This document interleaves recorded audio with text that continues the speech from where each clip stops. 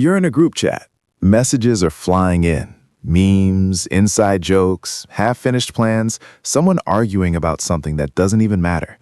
You open it, scroll for a few seconds, and then quietly close it again. You tell yourself you'll reply later, but later never comes. And now there's that subtle weight sitting in your chest, like you're avoiding something small, but somehow important. Why does something as simple as a group chat feel so draining, even when it's people you actually like? There's a deeper psychological reason behind that feeling. And once you understand it, you stop seeing yourself as bad at keeping up or socially lazy. You start seeing the pattern your brain is trying to protect. Because this isn't random. Early on, psychologists like Carl Jung talked about differences in how people process stimulation. What energizes one person can quietly overwhelm another. And modern neuroscience backs this up. Your brain has a limited capacity for social input at any given time. Group chats, especially fast-moving ones, push that capacity in a very specific way. Here's what's really happening. When you're in a group chat, your brain isn't just reading messages. It's tracking multiple conversations at once. Who said what? Who replied to whom? Whether something needs a response. Whether silence might be interpreted as disinterest. Whether your reply will land the right way. It's not one interaction. It's 10, happening at the same time. And your brain treats that like cognitive load. Now imagine this. You're already a bit mentally tired. Maybe you've had a long day. Maybe you've been around people already. You open the chat, and instantly your brain has to switch into a kind of social multitasking mode. For some people, that's stimulating. For you, it feels like pressure. So your brain does something very simple and very intelligent. It pulls you away. That urge to close the app, to deal with it later, isn't laziness, it's regulation. Your brain is trying to prevent overload before it fully hits. But here's where it gets complicated. Because socially, group chats come with invisible expectations. You're supposed to respond, to react, to stay present, to be part of the flow. So when you don't, a quiet loop starts forming. You step back, people continue without you. You notice you're falling behind. It feels harder to re-enter. You step back even more. And now, what started as simple mental fatigue slowly turns into avoidance. Not because you don't care, but because the gap feels awkward to close. There's also something else happening underneath all this, something more emotional. Group chats remove a lot of the natural cues your brain relies on. You can't hear tone clearly, you can't read expressions, you don't know how a message is really landing unless someone reacts. So your brain starts filling in the blanks. And if you're even slightly prone to overthinking, this matters. You might read a message twice before replying, rewrite your response, wonder if it sounds off, or decide it's easier to say nothing at all than risk saying the wrong thing in front of multiple people at once. This connects to a concept in psychology called social evaluation sensitivity, the degree to which your brain is alert to how others might perceive you. In one-on-one conversations, that signal is manageable. It's focused. In group settings, it multiplies. Now your brain isn't just asking, what does this person think of me? It's asking, what do all of them think of me right now? That's a heavier load than it looks. So again, your brain adapts. It reduces exposure.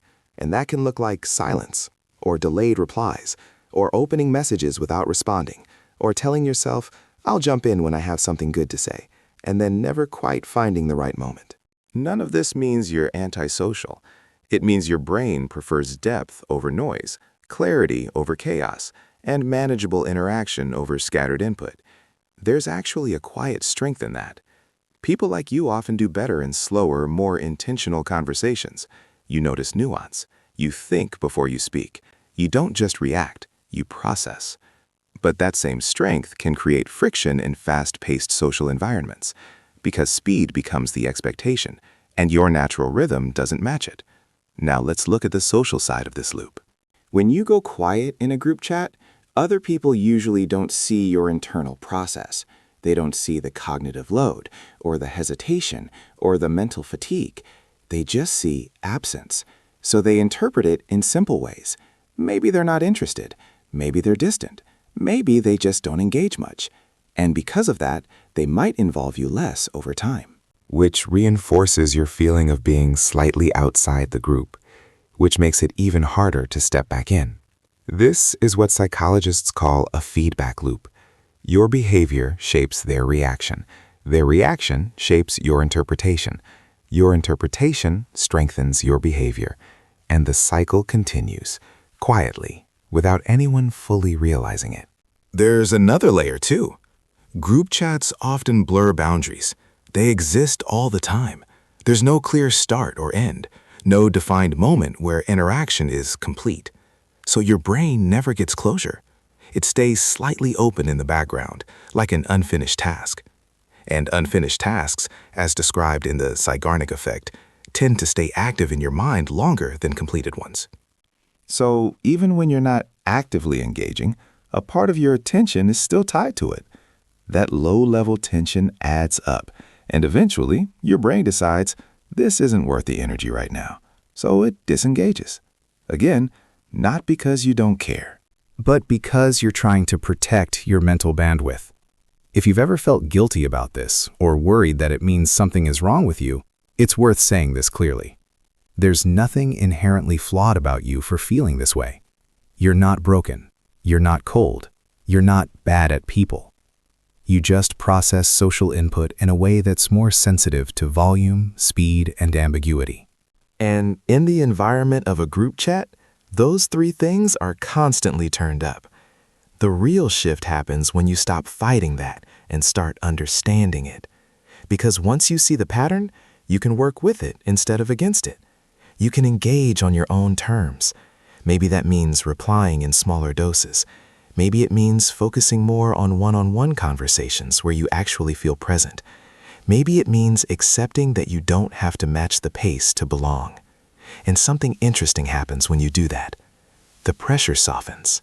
Because you're no longer trying to be someone your brain isn't designed to be in that moment. You're just responding in a way that feels sustainable. And that's where real connection actually becomes easier. If you go back to that moment, opening the group chat, scrolling and closing it, it starts to look different.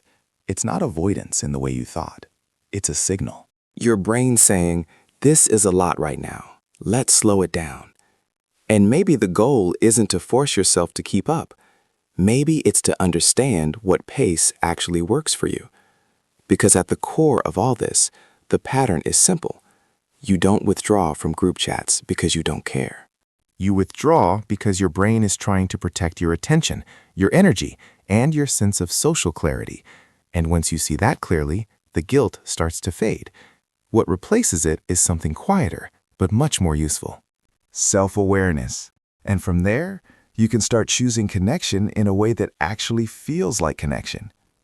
If this resonated, the next thing worth exploring is why your brain replays conversations long after they're over, because it's driven by a very similar mechanism, just turned inward instead of outward.